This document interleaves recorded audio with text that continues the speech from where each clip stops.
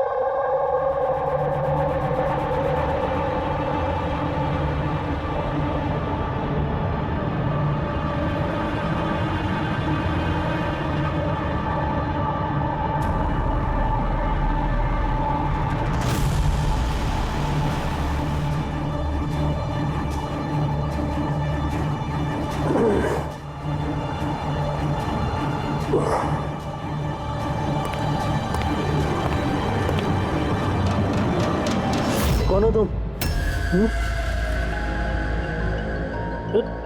मेरे रूम में कैसे घुसे तुम? हाउसकीपिंग अभी मैनेजर को फोन करके तुम काम से निकलवाता हूँ। सॉरी रतन सर, एक्चुअली आपके रूम का फायर अलार्म गलती से बज गया था। मैं चेक करने आया था कि कोई खतरा तो नहीं है।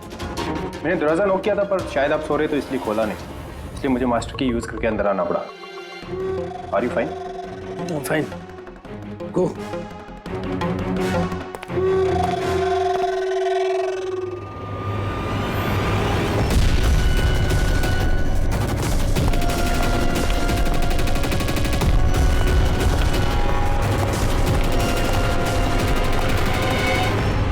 सोने के बाद भी सर दर्द क्यों है?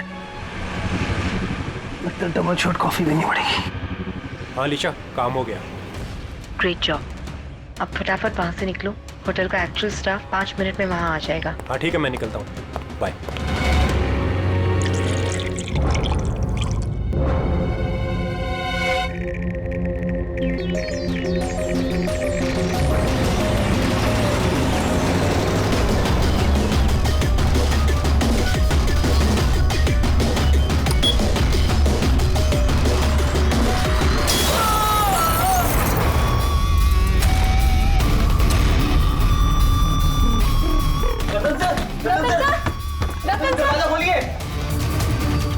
एक काम कर, मास्टर की से दरवाजा खोलते हैं।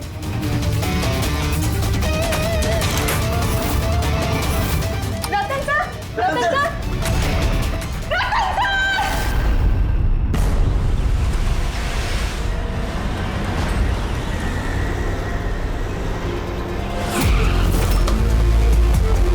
जिनका खून हुआ है उनका नाम क्या है? सर रतन जी, वो हमारे रेगुलर कस्टमर थे और वो बहुत ही बड़े फिजिसिस्ट भी थे सर। फिजिसिस्ट? जी सर। मतलब फिजिक्स में एक्सपर्ट है ये? जी सर।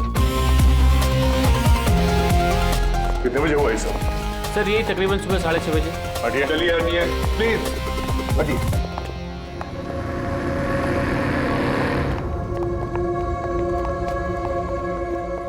माय गॉड,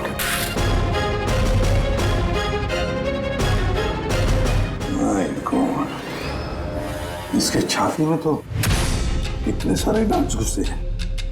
अगर इसकी मौत ये माइक्रोवेव ओवन ब्लास्ट होने की वजह से हुई है तो ये 1 2 3 4 6 डार्ट इसके शरीर में क्या कर रहे हैं? माइक्रोवेव ब्लास्ट नहीं हुआ सर, यहाँ तो गन रखी हुई है। डार्ट्स पहले से ही गन में फिक्स थी। ऐसा लगता है इस रतन को मारने की अच्छी खासी प्लानिंग की गई है। क्यों मैनेजर साहब, पता भी है आपको क्या हो रहा है आपके होटल में? आपके होटल के गेस्ट को किसी ने मारने की प्लानिंग की, माइक्रोवेव में ये डार्ट लगाकर। सर मैं खुद सरप्राइज हूँ कि ये सब क्या हो रहा है। यहाँ तुम्हारे होटल के रूम में एक मर्डर हुआ है, इसकी जवाबदारी आपके होटल की है और आपकी। पर सर आप बताइए, हम अपने कस्टमर को क्यों मारेंगे? जोया तुम बताओ ना सर को। सर के चेक इन करने के पहले तुमने कमरा ठीक से देखा था ना? जी सर। सर पूछिए ना सर, कल रात 11 बजे सर चेक इन किए थे होटल में। 10:30 बजे मैंने खुद चेक की थी कि सामान सब कुछ ठीक है कि नहीं, और माइक्रोवेव में उस वक्त कुछ डार्ट्स वगैरह नहीं थे।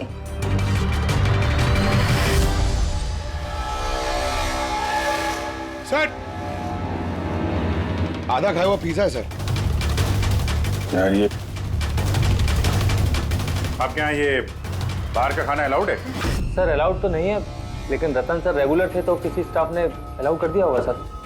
यार स्टाफ में कौन था जब ये पिज्जा कमरे के अंदर लाया गया? हा? क्या हुआ? हमारे सवाल शुरू हुए तो तुम्हारी जुबानें बंद होगी? सीसीटीवी फुटेज देखना है हमें। रात 10:30 बजे से सुबह 6 बजे तक जो कुछ भी हुआ है उन्हीं 7.5 घंटों के बीच में ही हुआ है।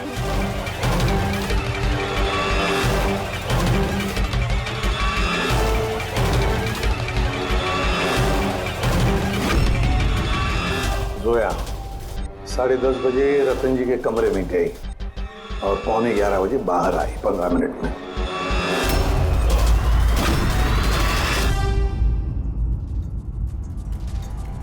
ग्यारह बज के 11 मिनट पे ही रतन कमरे में गया। फॉरवर्ड करना सर।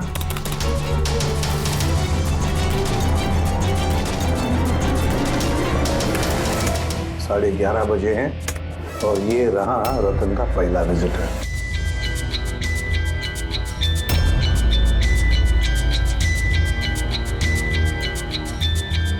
अरे 5 मिनट में बाहर भी आ गया।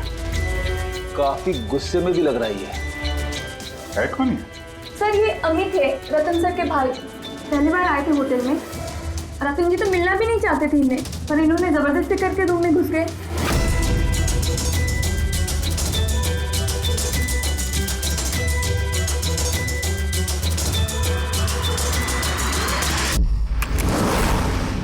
अच्छा, वो पिज्जा कमरे के अंदर ऐसे गया सर। फॉरवर्ड करना जरा, फॉरवर्ड करना।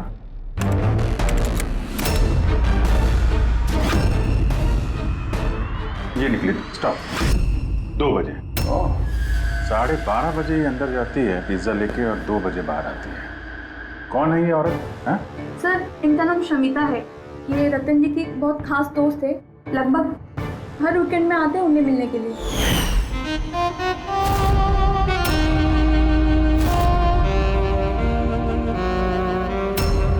शमिता खास दोस्त रात के 12:30 बजे आती है पिज्जा लेकर।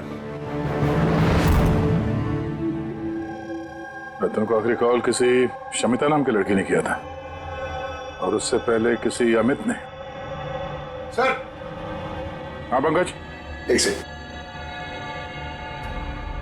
ये पासपोर्ट देखिए सर। इस पे ये कैम्बी का वीजा लगा है। तो सर ये बॉम्बे से कैम्बी जाने का टिकट है। फोटो तो उसे की है पर नाम रतन नहीं है, दिग्विजय कुमार।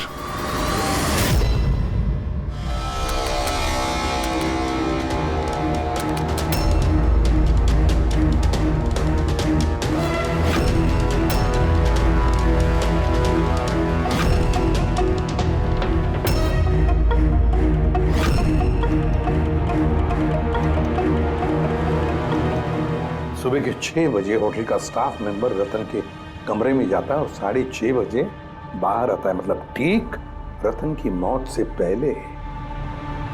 कौन है ये स्टाफ मेंबर? पता नहीं सर। क्या आप अपने स्टाफ वाले को नहीं पहचानते हैं? सर ये स्टाफ का आदमी नहीं है, मैं पता करवाता हूँ सर। वो कोई जाकर देखो ये आदमी कौन है, कोई नया स्टाफ आया है क्या? सर एक बात समझ में नहीं आ रही। ये रतन एक फिजिसिस्ट था, देश के स्पेशलाइज्ड स्पेस प्रोग्राम पे काम कर रहा था। नकली पासपोर्ट बनाने की क्या जरूरत? वही तो, कोई किसी फिजिसिस्ट को मारने के लिए इतनी लंबी प्लानिंग क्यों करेगा? पूर्वी, ये लैपटॉप चेक करो सर रतन का। सर हाँ, मैंने सारा रिकॉर्ड चेक कर लिया। ये बंदा होटल के किसी भी डिपार्टमेंट में काम नहीं करता है। इवन वो स्टाफ का भी नहीं था सर। सर मुझे लगता है वो बाहर का ही था। ये लो, कोई बाहर का अनजान आदमी आपके यहाँ आता है, होटल का स्टाफ बन के घूम रहा है, ये आपकी सिक्योरिटी है? हैं?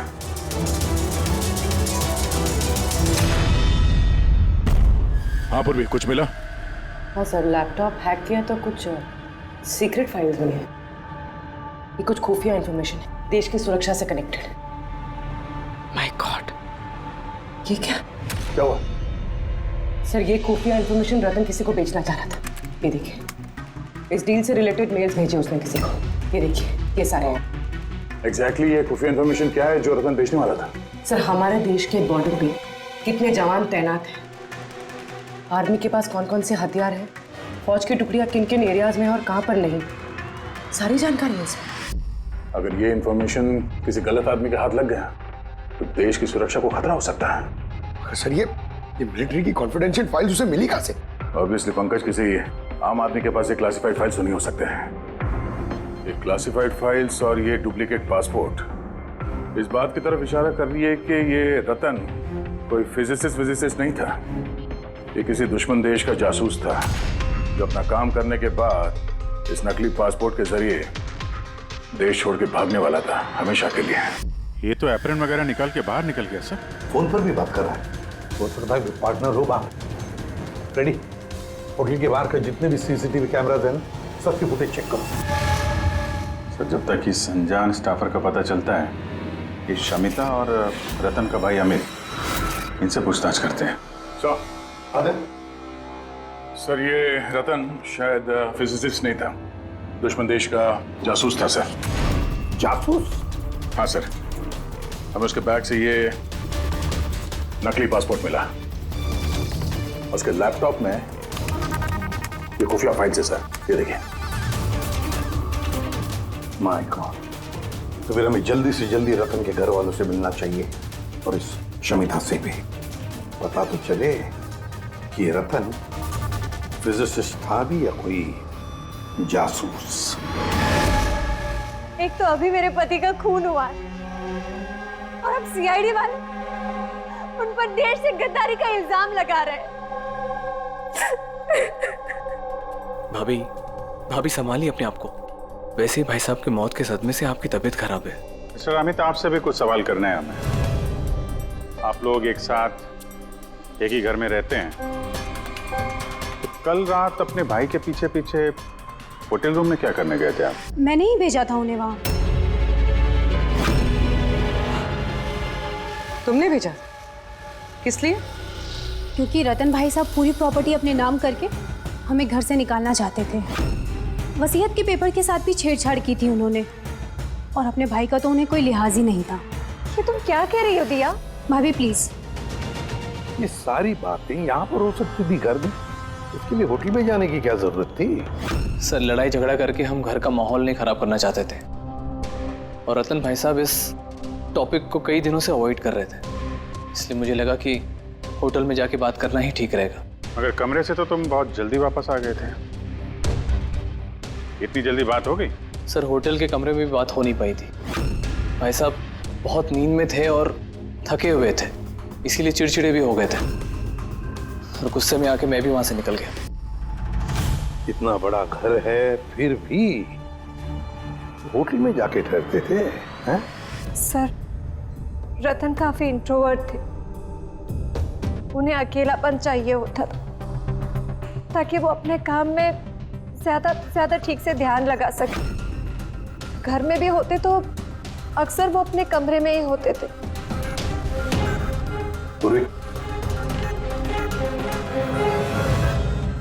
उन्हें जब कभी ज्यादा डिस्टरबेंस महसूस होता था तो वो अक्सर होटल में जाया करते थे।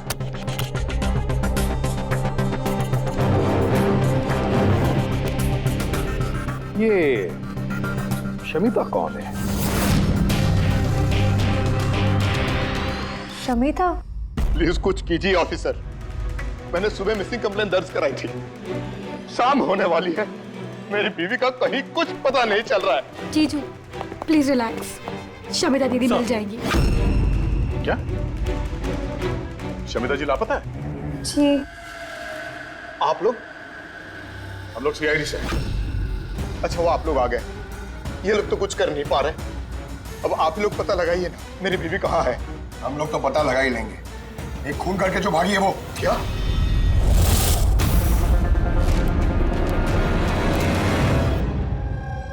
कहने के लिए तो रतन मेरे पति थे, लेकिन मैं उनके बारे में कुछ नहीं जानती थी। वो मुझसे कुछ भी शेयर नहीं करते थे। उनकी जिंदगी के हर पन्ने मेरे लिए राज से कम नहीं था।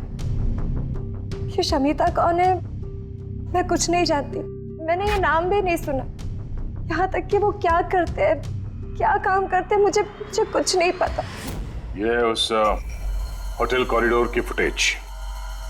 कल घर से कहाँ जाने के लिए निकली थी शमिता? अब घर से तो ऑफिस के लिए ही निकली थी, मगर ऑफिस से निकलने के बाद कहाँ गई कुछ पता नहीं चल रहा है।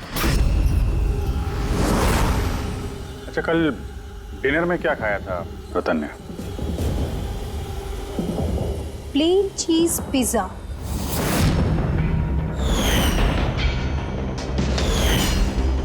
है ना भाभी? हाँ। प्लेन चीज पिज्जा। कमाल है अभिजीत, होटल में भी पिज्जा और घर में भी पिज्जा। भाई साहब ने होटल में भी पिज्जा खाया था? वही पिज्जा जो शमिता लेकर आई थी। किडनैपर्स का फोन आया था। शमिता को किडनैप करना इतना आसान नहीं है। आईबी विंग में काम करती है वो। हर तरह से ट्रेंड है हर खतरे से निपटने के लिए। आईबी, आप अपने दीदी का कमरा दिखाइए जरा।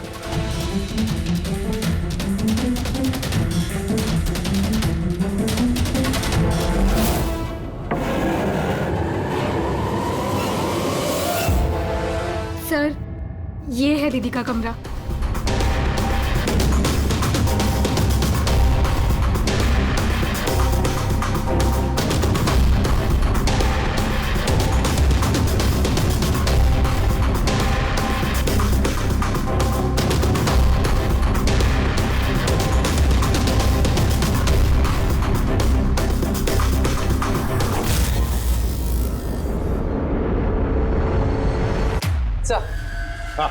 सर यहाँ आइए प्लीज।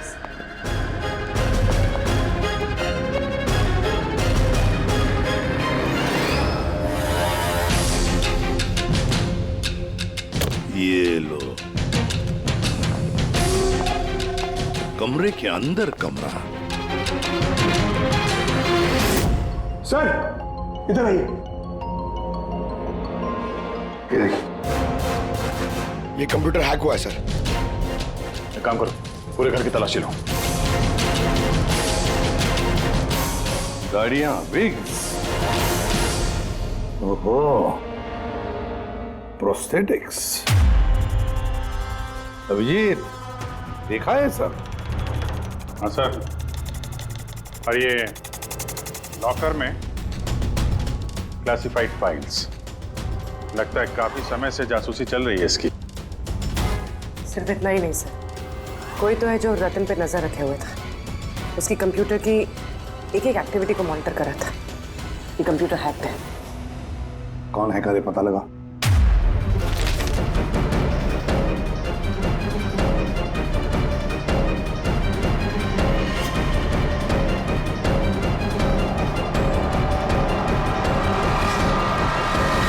अब क्या कहना है आप लोगों को इसके बारे में? एक ही छत के नीचे रहते थे आप लोग रतन के साथ, और इस बारे में आप लोगों को भनक भी नहीं है? सर, भनक कैसी लगती सर? रतन भाई साहब तो अपने कमरे में किसी को घुसने भी नहीं देते थे। और यहाँ तक कि सर काम वाली को भी नहीं। सफाई वगैरह भी वो खुद ही किया करते थे। फिर जस्मीन जी, आपका क्या कहना है? हैं? ये तो बेडरूम के अंदर का ही तो कमरा है। सर, मैंने आपसे कहा ना, मुझे कुछ नहीं पता। अरे ये कब और कैसे? तो शमिता घर पे नहीं है सर, लापता है वो। आईबी ब्यूरो में काम करती है सर। हमने उसका लैपटॉप चेक किया। पूर्वी को रतन के लैपटॉप पे जो खुफिया इंफॉर्मेशन मिली थी सर, वो सारी इंफॉर्मेशन यहाँ शमिता के लैपटॉप पे भी है। ये जानकारी लीक करके देश छोड़ के भागने का इरादा था। ये शमिता आईबी में नौकरी करती थी, इसका मतलब है वो देश की सारी खुफिया जानकारी उसके पास थी जो वो रतन को देती थी और रतन ये दुश्मन देशों को दे देता था। दोनों पैसे कमा रहे थे इसके ऊपर। हाँ सर, मगर इस बार उसने डबल क्रॉस कर दिया रतन को। उसने उसे जान से मार दिया और मार के यहाँ से भाग गई। या सारे के सारे सबूत इकट्ठा करो और ब्यूरो में लेकर आओ।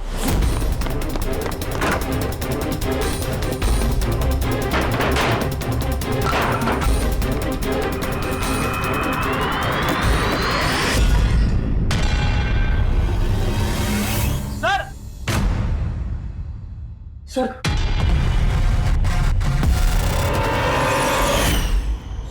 शमिता? आद्या, सर, ये विक्रम और अंजलि, इनके जो एलिबाइज हैं वो हमने चेक किए।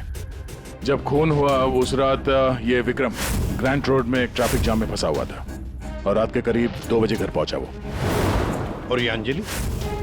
सर, अंजलि भी रात के 12 बजे तक काम कर रही थी और करीब 1:30 बजे के आसपास वो घर पहुंची। सब देखकर ऐसे लगता है कि ये कोई मामूली मर्डर केस नहीं है, देश की सुरक्षा से जुड़ा हुआ है। सर ये देखिए सर, ठीक ब्लास्ट से पहले सुबह 6:30 बजे के आसपास इस लाल गाड़ी में एक औरत होटल से बाहर गई। सर, हाँ, वो जो नकली होटल स्टाफ वाला था ना सर, वो भी उसी वक्त निकला था, लेकिन दूसरे गेट से। ये देखिए। पूर्वी, गाड़ी कितने बजे आई थी होटल में? सुबह 6 बजे। निकल गई 6:30 बजे, आधे घंटे बाद। लड़की के चेहरे पे जूम करो जरा, देखें तो सही। हमारे डेटाबेस में कुछ नाम और चेहरे हैं जिनसे देश की सिक्योरिटी को खतरा है। ये गद्दारों और जासूसों वाली लिस्ट। इनके चेहरे स्कैन करो और उन सब से मैच करके देखो। और पंकज, आरटीओ से पता करो कि ये गाड़ी किसके नाम पर रजिस्टर्ड है। सर, बड़ा ही कंफ्यूजिंग केस है सर, कुछ समझ भी नहीं आ रहा है आखिर ये माजरा है क्या। फ्रेडी, एक बात तो पक्की है कि ये केस देश की सुरक्षा से जुड़ा हुआ है, इसलिए जिसने भी इस शमिता और रतन को मारा है ना, वो कोई मामूली क्रिमिनल नहीं, मामूली खूनी नहीं है। ये चक्कर कुछ और ही है। ओहो, अरे क्या हुआ, कुछ मिला? हाँ सर, मिला। ये आदमी और औरत उस लिस्ट में नहीं है देश के गद्दारों वाली, बल्कि उन लोगों की लिस्ट में है जो देश से गद्दारी करने वालों को पकड़ के खत्म करते हैं सर। ये दोनों आईबी ऑफिसर्स हैं, अलीशा और ईशान। ऐसे भी प्रद्युम्न, मैं आपकी बहुत इज्जत करता हूँ, इसलिए मैं कुछ नहीं कह रहा। अगर यही इल्जाम किसी और ने लगाया होता तो वो ऑफिसर अब तक बहुत पछता रहा होता। शेखर जी, आप आईबी के हेड हैं, इसलिए तो ना आपका ये धमकी भरा रवैया मैं भी बर्दाश्त नहीं करता। एसीपी साहब, मैं धमकी नहीं दे रहा हूं, आपके इल्जाम का जवाब दे रहा हूं। आपने बड़ी आसानी से हम पर रतन और शमिता के खून का इल्जाम लगाया है। क्या आपको लगता है कि वो देश के गद्दार थे और इसीलिए हमने उनको मार डाला? मैं इल्जाम नहीं लगा रहा, मैं साफ साफ पूछ रहा हूं कि क्या जो कुछ भी हुआ वैसा ही हुआ? देखिए सर, हम लोगों को पता है कि आप लोग जानते थे कि ये दोनों देश के सुरक्षा से संबंधित कुछ खास जानकारी दुश्मनों को बेचने वाले थे। और हमें यह भी पता है शेखर जी कि जिस वक्त रतन का खून होने वाला था, उस वक्त ईशान और आलिशा वहां उस होटल में मौजूद थे। रतन का खून होने से कुछ मिनटों पहले ही ईशान रतन के कमरे में गया था। शमिता रतन के कमरे में पिज्जा लेकर गई थी, एक ऐसा पिज्जा शायद जिसमें बेहोशी की दवाई थी। हाँ? तो आप लोगों ने शायद उससे कुछ ऐसा कहा होगा कि हमारे लिए काम कर दो और रतन को मार दो, तो आप लोग उसे छोड़ दोगे। क्यों? मगर वो अलग बात है कि उससे पहले शमिता मारी गई खुद अपने ही घर में।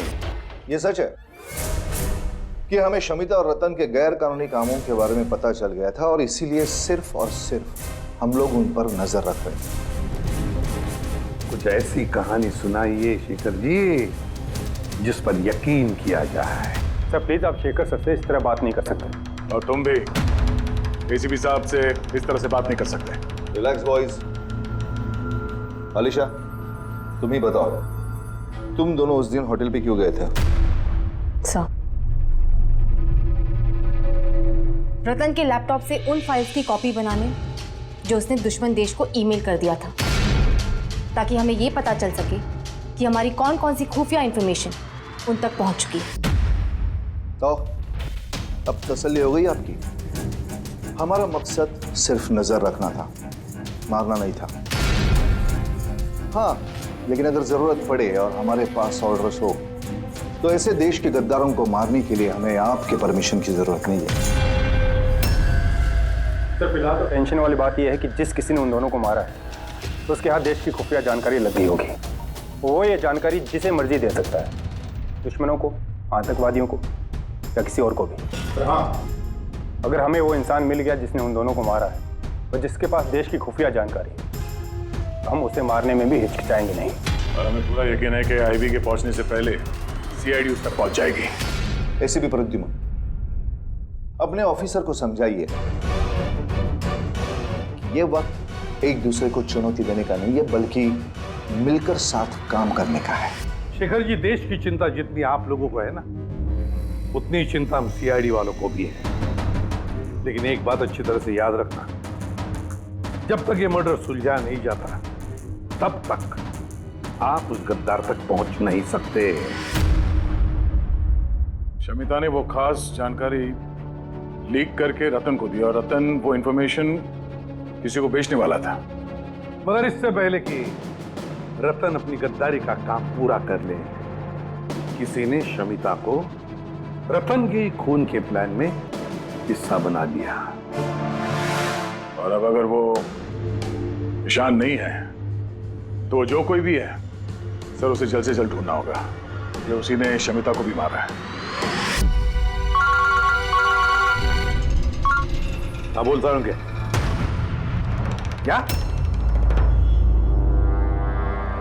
क्या सारुण के? अब क्या नया चक्कर है तेरा? क्यों? जब हम लोगों ने अपनी आंखों से उस सीसीटीवी फुटेज में देखा है कि रात के 12:30 बजे शमिता वहां होटल के कॉरिडोर में थी, तो तू कह रहा है कि वो शमिता नहीं थी? कौन हो सकता है? रतन की मौत कैसे हुई? रतन की मौत हुई जहर की वजह से। वो डार्ट जो हमें रतन की बॉडी में से मिला है, उस पर इतना जबरदस्त जहर लगा हुआ था कि सेकंड्स में ही रतन की मौत हो गई। और सर, पॉइंट नंबर 2, इस माइक्रोवेव में डार्ट फिक्स करने के लिए खूनी को पूरा टाइम मिला होगा, क्योंकि ये नशीला पिज्जा खाने की वजह से वो बेहोशी की हालत में पड़ा होगा। बस जो नशीली दवाई हमें पिज्जा में मिली है, उसी नशीली दवाई के ट्रेसेस हमें रतन के पेट में से। हाँ, अभी पूरे इंग्रेडिएंट्स को अच्छी तरह से चेक नहीं कर पाया हूँ, लेकिन यार सामने मैंने सब कुछ मान लिया, बस सब कुछ मान लिया, लेकिन पहले ये बता, इन सारी चीजों का शमिता के वहां होटल में ना होने से क्या कनेक्शन? बता रहा हूँ, वही बता रहा हूँ बॉस। शमिता डायबिटीज की पेशेंट थी, शक्कर की बीमारी। शमिता की मौत हुई है किसी मिलावट वाले इंसुलिन के इंजेक्शन की वजह से। और सबसे इंपॉर्टेंट बात, शमिता का मौत का टाइम है रात को 10 से 12 के बीच का। क्या? एग्जैक्टली। तो 12 बजे तक अगर वो मर चुकी थी, फिर 12:30 बजे वो हमें होटल में कैसे दिख सकती है? तो अगर शमिता ने रतन को नहीं मारा और अमित, ईशान और अलीशा ने भी नहीं मारा, तो फिर रतन को मारा किसने? और फिर वो फुटेज में जो औरत हमने देखी थी, अगर वो शमिता नहीं थी तो फिर कौन थी? शमिता। एसीपी साहब, आप शायद नहीं जानते कि मैं कितनी बड़ी टेंशन में हूं। अगर वो खूनी नहीं पकड़ा गया जिसने रतन और शमिता को मारा है, तो देश कितनी बड़ी मुसीबत में फंस सकता है, ये आप नहीं जानते। मैं अच्छी तरह से जानता हूँ शेखर जी, बहुत अच्छी तरह से जानता हूँ। लेकिन एक बात अच्छी तरह से याद रखिए, हम देश पर कोई भी आंच आने नहीं देंगे। उससे पहले ही हम खूनी को पकड़ लेंगे। सर, वो खूनी की आइडेंटिटी हमें वो ईमेल से मिल सकती है सर, जो रतन और शमिता ने एक दूसरे को भेजा है। आपको कैसे? मुझे तो ये भी लगता है कि जरूर कोई आसपास वाला ही है जिसे शमिता और रतन, इन दोनों की छोटी सी छोटी आतों के बारे में पूरी जानकारी थी। हाँ सर, जैसे कि सुबह उठते ही रतन का माइक्रोवेव में कॉफी बनाना और शमिता को इंसुलिन के इंजेक्शन पहुंचा देना, वो तो कोई पास वाला ही आदमी कर सकता है। और उन्हीं को ये भी पता था कि ये अंजलि और विक्रम रात 1 बजे से पहले घर आने वाले नहीं है। आखिर खूनी कौन हो सकता है सर? सर एक बात समझ में नहीं आ रही सर, ये रतन और शमिता एक दूसरे को 2 सालों से जानते हैं, मगर गद्दारी करने का इन्होंने ये 3 हफ्ते पहले ही सोचा, ऐसे अचानक? हाँ सर, बात थोड़ी अजीब तो है। इन 3 हफ्तों के पहले इनका कोई रिकॉर्ड तो नहीं रहा खुफिया खबर के एक्सचेंज को लेकर। इस सबका इस तीसरे गद्दार से क्या लेना देना? We are running out of time. हाँ सर, हमने सारे सुरागों के ताले खोल दिए हैं, लेकिन हमें वो दरवाजा नहीं मिल रहा जो हमें तीसरे जासूस तक ले जा सके। तीसरा दरवाजा है, ये तीसरा दरवाजा हमें उस जासूस तक ले जाएगा। कौन सा? उस दरवाजे का नाम है पिज़्ज़ा। पिज़्ज़ा वो औरत जो बड़े बड़े काले चश्मे और घुंघराले बाल का विग पहनकर घूमती है ना, शमिता बनकर, उसने उस दिन पिज़्ज़ा लाया बाहर से होटल के अंदर। और उसने ऐसा इसलिए किया क्योंकि उसे वो नशीली दवाई मिलानी थी पिज़्ज़ा में। अगर होटल में ऑर्डर करती तो उसे मौका नहीं मिलता और ना ही वक्त मिलता वो नशीली दवाई पिज़्ज़ा में मिलाने के लिए। और होटल वालों ने कुछ नहीं बोला क्योंकि वो लोग उसे जानते थे। दया, होटल दे रॉयल के आसपास इस पिज़्ज़ालो ब्रांड के पिज़्ज़ा की कितनी दुकानें हैं पता लगाते हैं, सब कुछ साफ हो जाएगा।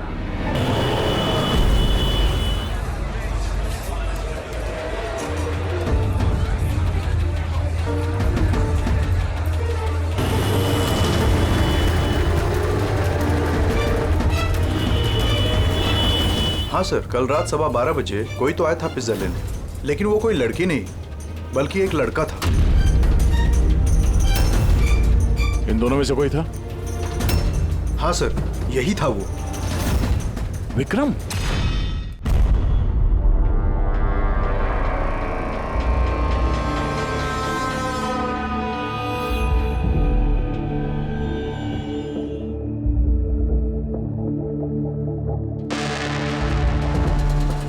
चक्कर क्या है? अरिका, 1 मिनट आओ। यस।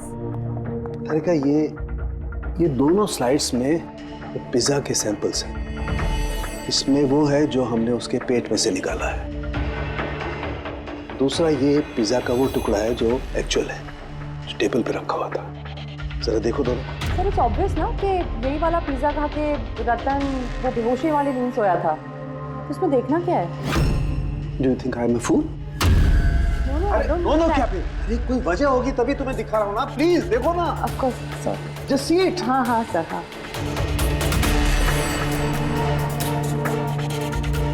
ये देखो।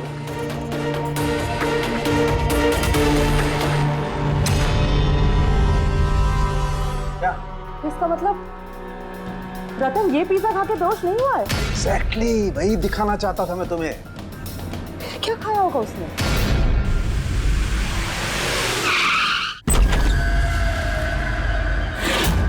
विक्रम? विक्रम, उसे क्या हो गया? विक्रम, जल्दी एम्बुलेंस को फोन करो। ये किस चीज की तरफ इशारा कर रहा है? फोन पे? हाँ, क्या है इस फोन में? 5 मिनट में एम्बुलेंस आ रही है। Good good good. शमिता और रतन सामने हैं। सिर्फ फोटो देखी तो लग रहा है कि लोग एक दूसरे को बहुत प्यार करते हैं। 1 महीने पुराना फोटो। दोनों प्यार करते थे या जासूस थे?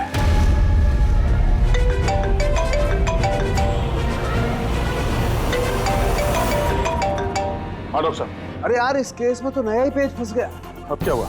याद है वो पिज्जा जो रतन ने खाया था होटल में, जिसकी वजह से वो गहरी नींद सो गया? हाँ हाँ, वही पिज्जा जो वो नकली शमिता होटल के रूम में लेकर गई थी। यार यही गच्चा खा गए। दरअसल रतन उस पिज्जा को खाने की वजह से बेहोश हुआ ही नहीं। रतन बेहोश हुआ है किसी और चीज को खाने की वजह से, जो शायद उसने होटल में आने से पहले ही खा ली। होटल में आने से पहले? अभिजीत ने बताया था कि होटल आने से पहले रतन ने पिज्जा ही खाया था। अच्छा, कल डिनर में क्या खाया था रतन ने? प्लेन चीज पिज्जा, है ना भाभी? हाँ।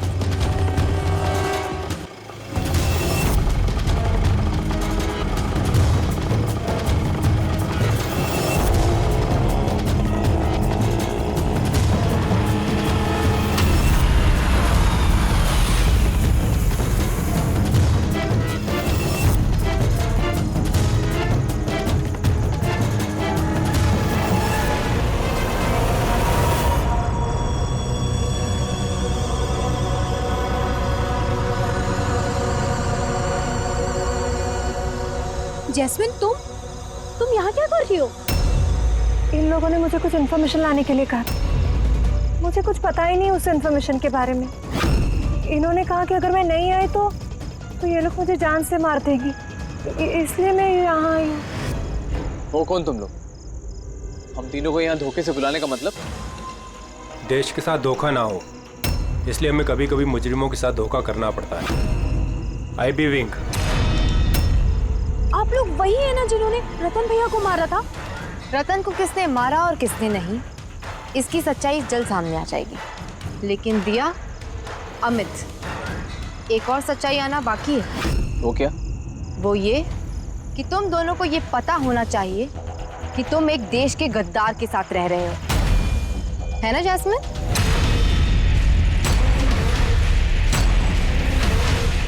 What nonsense! तुम लोग मुझे देश का गद्दार कह रहे हैं? रतन को बेहोशी वाला खाना तुमने खिलाया था ना, जिसकी वजह से उसकी बाद में मौत हो गई। अब तुम्हारी भलाई इसी में है कि तुम जल्दी से अपना जुर्म कबूल कर लो। क्या कह रहे हो तुम लोग? मैंने ऐसा कुछ नहीं किया है। कौन सी बेहोशी वाली दवाई?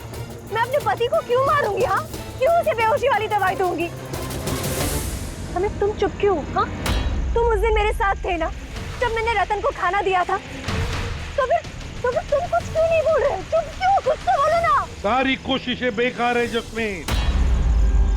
अपने देवर भैया के मुंह से सच उगलवाने की कोशिश मत करना, क्योंकि ये अपना मुंह खोलेगा ही नहीं। ये सारा किया धरा इसी का है। विक्रम को जानते हो?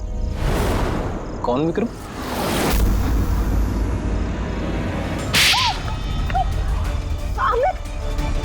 आप लोग इस तरफ आइए। वही विक्रम जिसे शमिता और रतन के एक्स्ट्रा मैरिटल अफेयर्स के बारे में तुमने जानकारी दी थी और कुछ फोटो भी भेजे थे हेलो मैसेंजर पे। ये देखो, डिस्प्ले पिक्चर में तुम्हारा चेहरा है। कुछ याद है? ये क्या?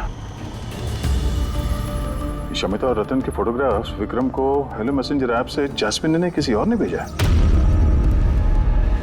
अमित, देश को नुकसान पहुंचाने का मेरा कोई इरादा नहीं था सर। और ये सारा गद्दार जासूस वाला जो एंगल है, ये सब कुछ मेरा गेम प्लान था, ताकि मैं कानून को गुमराह कर सकूं। पूरी बात डिटेल में बताओ। ये गद्दारी वाला नाटक क्या है? सर ये सब एक गेम प्लान था, ताकि रतन की मौत का इल्जाम मुझ पर ना आए और शमिता का मौत का इल्जाम विक्रम पर ना जाए। इसीलिए मैंने ये सब गद्दार जासूस का ताना बाना बुना था। तो रतन को मारना क्यों चाहते थे तुम? हाँ? क्योंकि वो मुझे और दिया को घर से बाहर निकाल देना चाहता था, और अगर वो ऐसा कर देता तो मैं कुछ नहीं कर पाता। लेकिन मेरी किस्मत अच्छी थी कि उसी वक्त मुझे रतन और शमिता के लव अफेयर के बारे में पता चल गया। और तभी मैंने ये सारा प्लान रचा। मैंने शमिता के हस्बैंड विक्रम को उसकी बेवफा बीवी का सबूत दिया। गुस्सा तो इतना आ रहा है मुझे कि मन कर रहा है उसे डिवोर्स दे दूं, मगर क्या करूं, इसमें मेरा ही नुकसान है। अगर उसने मुझे छोड़ दिया ना तो मैं खुद ही सड़क पे आ जाऊंगा। तो डिवोर्स मत दो, कुछ उससे भी बड़ा सोचो। मार डाले उन्हें। फिर मैंने और विक्रम ने रतन और शमिता के कंप्यूटर पे उनके नाम से ईमेल अकाउंट्स बनाए। रतन वाले ईमेल्स मैं भेजता था और शमिता वाले विक्रम। उस रात होटल में विक्रम ही नकली शमिता बनकर गया था। जब वो कमरे में पहुंचा तो उसने देखा कि रतन गहरी नींद में है।